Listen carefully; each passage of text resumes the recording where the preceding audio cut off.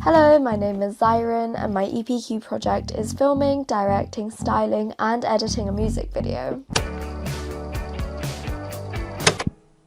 When starting this project, I had many ideas, most of which were creative-based. With a good foundation in art and graphic design, I put together a detailed mind map with the help of my personal audit. From the larger mind map, I selected 3 ideas I was interested in and made pros and cons lists regarding the topics. I analysed each one based on the content, research, planning and skills. Upon reflection, I wanted to challenge myself further with stepping completely out of my comfort zone. I didn't own any camera equipment, nor did I know how to use it, however I was very keen to learn. Leading to my initial EPQ choice of writing, directing, filming and editing a short film. I've always been drawn to filmmaking and cinematography, however only in the sense that I would consume it.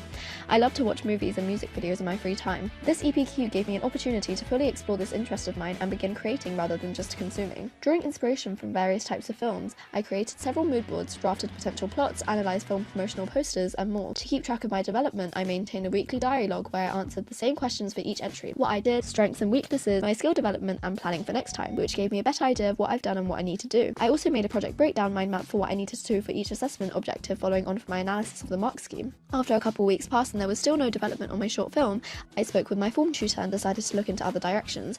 I was too fixated on curating a perfect story with a perfect execution. I wouldn't make any progress in fear of it being imperfect. This taught me that every step of the creative process isn't perfect and polished, rather raw, unfinished and spontaneous. After exploring my options, I decided to settle on the idea of filming, directing, styling and editing a music video. Once I had solidified what I wanted to do, I knew that understanding the assessment objective was a crucial guide to my project. I analysed the top band for each section. This analysis provided a useful guide for me as it allowed me to structure my work in a way which would cover all of the key criteria examiners will be looking for. To keep myself on track, I did both short-term and long-term planning. I made Gantt chart timelines and used the Eisenhower matrix to prioritise tasks. The PPR, or project progression record, tracked the progress of my project from the beginning, middle and end, also helping me stay on track. For my project, I conducted a series of primary research. I reached out to a local videographer, Cambridge Visuals, who had experience in working on several music videos. I decided to interview him. I pre-wrote most of the questions and recorded our meeting, which I could then refer back to.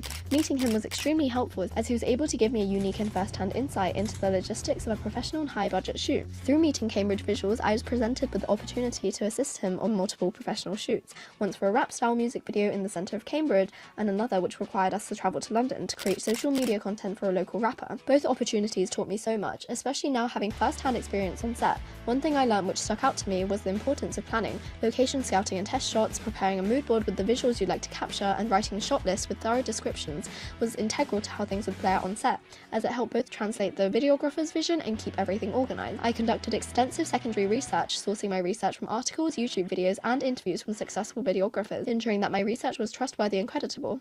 I began researching various different music videos from various different music genres. I analysed stills from popular music videos, paying close attention to how creative visual choices affect the overall theme and feeling it gives to the audience, researching different genres from jazz to K-pop, making notes of what visually appealed to me. I also took time into looking for an affordable camera, which was suitable for both photo and video. My research varied from Canon to Sony, choosing between full frame and ASPC. I eventually decided I was going to buy the Sony a6500 alongside the Sony 18-105 f4 lens, which I chose after thorough research as it is a highly versatile lens. I researched different camera techniques, learned technical terms like A-roll and B-roll, learning different types of shot and different styles of editing. I researched various different songs and artists, looking for a song which resonated with me and my creative vision. After meticulous planning and research, I decided on Olivia Rodrigo's song Pretty Isn't Pretty. It is one of the only songs on her album Guts that isn't about romantic relationships and focuses on the beauty and body standards society places on women. Pretty Isn't Pretty isn't an uplifting song. It doesn't tell us we should feel beautiful in our own skin. It just expresses how frustrating these standards are. To document my research, I used a source tracker where I logged every website I used and reviewed the currency, relevancy, accuracy and purpose, allowing me to evaluate my sources, determine which are the most reliable and relevant to my EPQ. For my bibliography, I used the Harvard referencing style, which uses author date citations. Having never filmed professional video before, I offered to film many events and highlight reels in order to further develop my skills. This was one of the first videos I filmed with my friend during a photo shoot.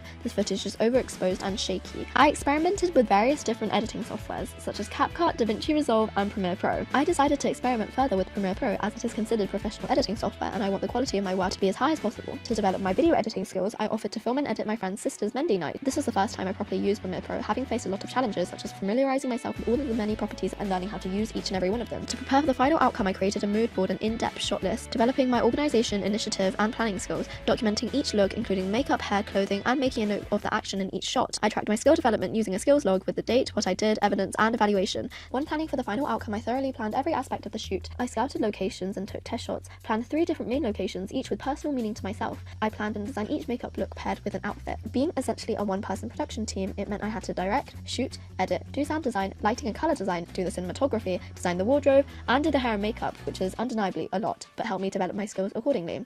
To further highlight my skill gain, I created 3 different skills wheels, one at the beginning, middle, and end of the project to demonstrate my improvement throughout. Whilst on set, I went through the brief with the model to ensure that she understood and resonated with my creative vision. I found that directing her movements, facial expressions, and delivery of her lines to the camera was quite challenging. Filmed across the span of 3 days, I found that my directing skills had greatly improved by the end of filming. Being on set, I encountered many problems, such as the filming was cut a day short, which led to me not having enough footage. I then had to make the creative decision to cut the final video. To make up for this, I decided to create some mock-up merch, a tour poster, and other advertisement for the song. This developed my skills in graphic design, such as concept art and using softwares like Adobe Illustrator and Photoshop. My videography and video editing skills improved greatly by the end of this project. When starting, I only had basic knowledge on how to edit on CapCut and no experience in videography whatsoever, but thanks to many test shoots and opportunities, this has helped me gain confidence in skills like using professional software like Adobe's Premiere Pro and researching, building, and shooting with my own camera rig. Situations like these, although daunting, helped me develop my confidence and adaptability, such as shooting in low light environments and learning how to correct that in post-production editing.